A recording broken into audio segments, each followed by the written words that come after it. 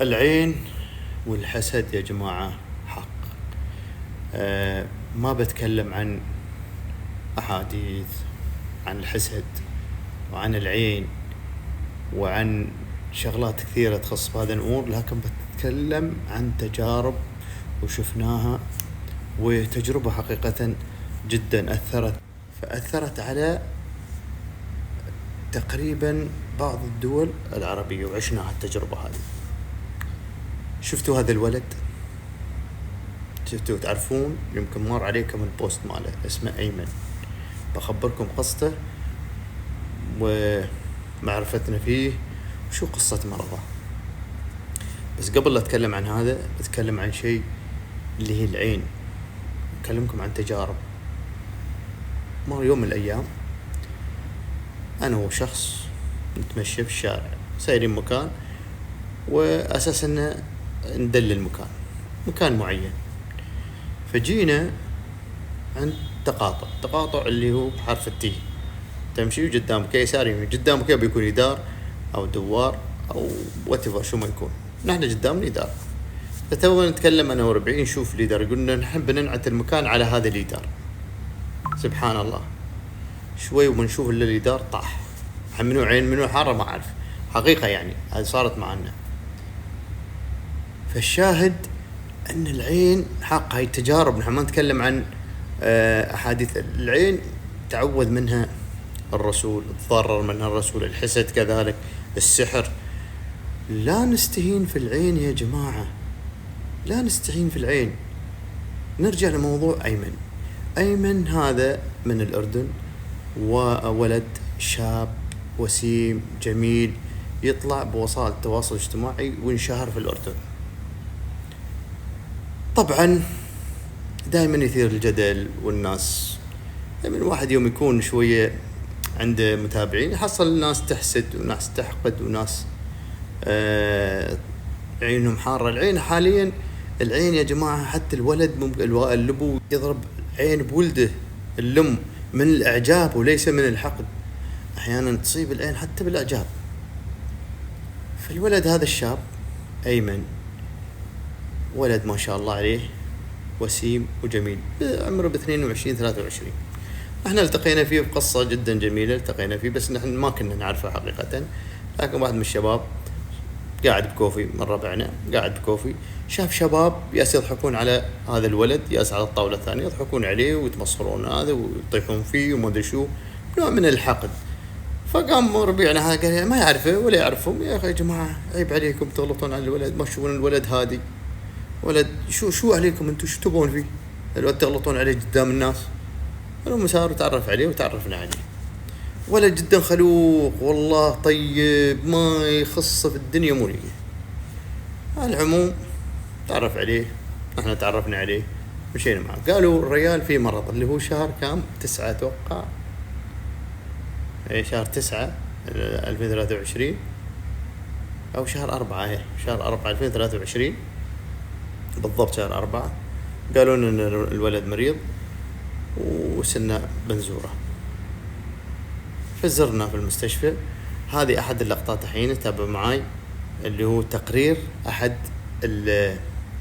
القنوات الاذاعيه والتلفزيونيه اللي عملت معاه لقاءات. طبعا كثير كانوا عملوا وياه لقاء.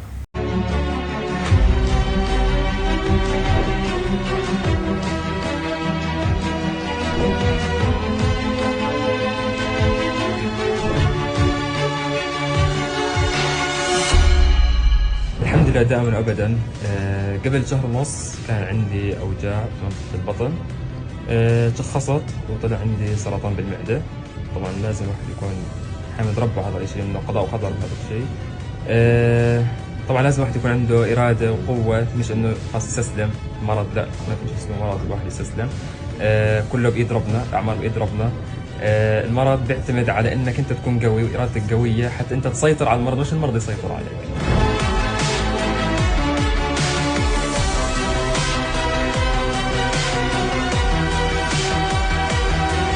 طبعا انا ان شاء الله راح ابلش اليوم علاجي.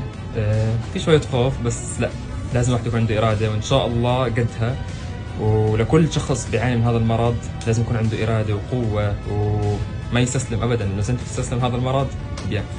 فلا، خليك انت القوي وانت اللي اقتل هذا المرض.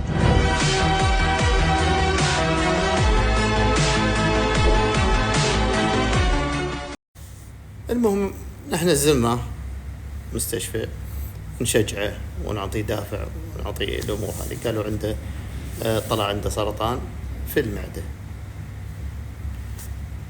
بعد فترة قال لنا أنا تخرجت وباكم تحضرون تخرج مالي. حضرنا تخرج ماله وكان لي لقاء معاه، خلوكم معنا في هذا اللقاء.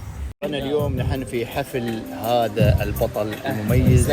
احلى من يجي والله. أستاذ أيمن العلي حبيبي ما شاء الله. كلمنا عن تخرجك وشو التخصص مالك بالضبط؟ انا بدرس اداره متوسط، طبعا بعد معاناه انا معي شو اسمه كانسر، باخذ جرعات كيماوي. الحمد لله رب العالمين بالاراده وبالقوه الواحد يكون قدها. نعم. والحمد لله انا كنت قدها وخلصت دراستي وانا باخذ علاجي لحد الان هو الكيماوي. ما شاء الله. فان شاء الله ادعوا لي بالشفاء. الله يعطيك الصحه والسلامه ان شاء الله. ونورتني ما شاء الله عليك. الله يسلمك. واجب علينا نلبي الدعوه. على فكره يا جماعه هذا استاذ ايمن من مشاهير السوشيال ميديا في الاردن على فكره، وريال مجتهد مع ان الحاله الصحيه اللي يمر فيها، ولكن الله يعطيه الصحه والسلامه. ما شاء الله تفاؤل ويعني ورونق في الوجه ما شاء الله. الله يسلمك. حياك الله.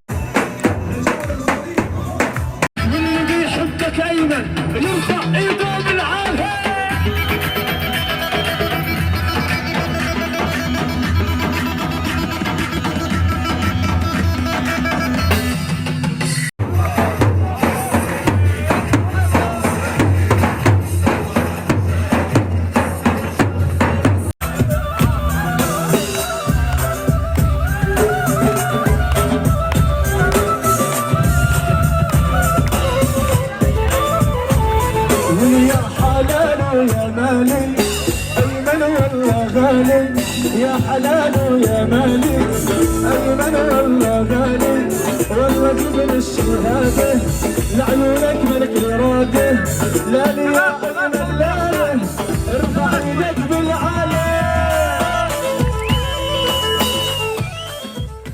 فالشاهد يا جماعة بعد ما شفنا هذه اللقطات وشفنا هذه حالته كيف استوت، شوف الصورة هذه المرفقة، وبعد سنة ونص سبحان الله يغير من حال إلى حال، و80% من أهل القبور كلهم العين والحسد والحقد، يعني ما في إحصائية لكن يعني أغلبيهم تقدر ب80%.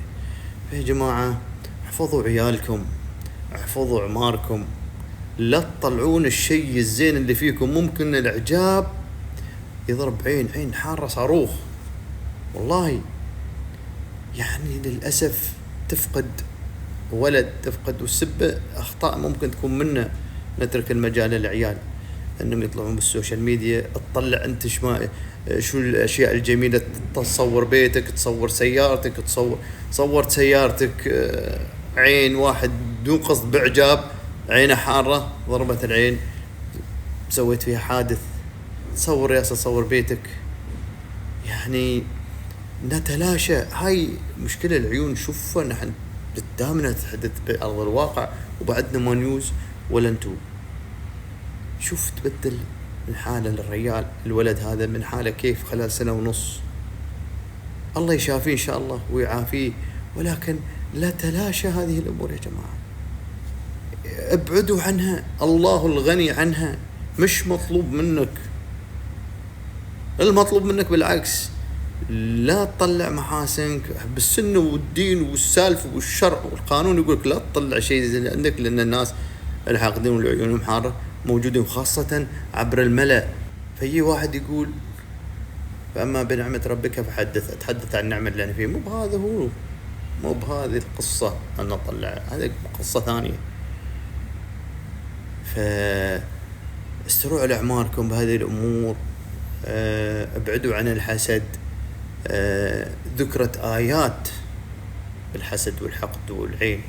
قل أعوذ بالله من الشيطان الرجيم، بسم الله الرحمن الرحيم، قل أعوذ برب الفلق من شر ما خلق ومن شر غاسق إذا وقب ومن شر النفاثات في العقد ومن شر حاسد إذا حسد. الحسد موجود في السنة، الرسول حسدوه. انت شو تطلع؟ نحن شو نطلع؟ عيون حارة. عندنا الدول، بعض الدول عيونهم صاروخ، معروفين، والسحر موجود والحق موجود. والله يشافي الجميع إن شاء الله، ويشافي أخونا أيمن، والله يعطي الصحة والسلامة. صراحة حزننا والله، العالم كله حزنت يوم سمعت بقصده. كان أحد يعني، والتقينا بأحد يعني كان جميل وكان يطلع بالسوشيال، كارهنا كره العمى. ليش زي تسب الريال؟ بس الريال خقاق والريال زين، الريال يعني اسلوبه شي يثير، لكن ما نحقد عليه، خاص في بينه وبين عمره.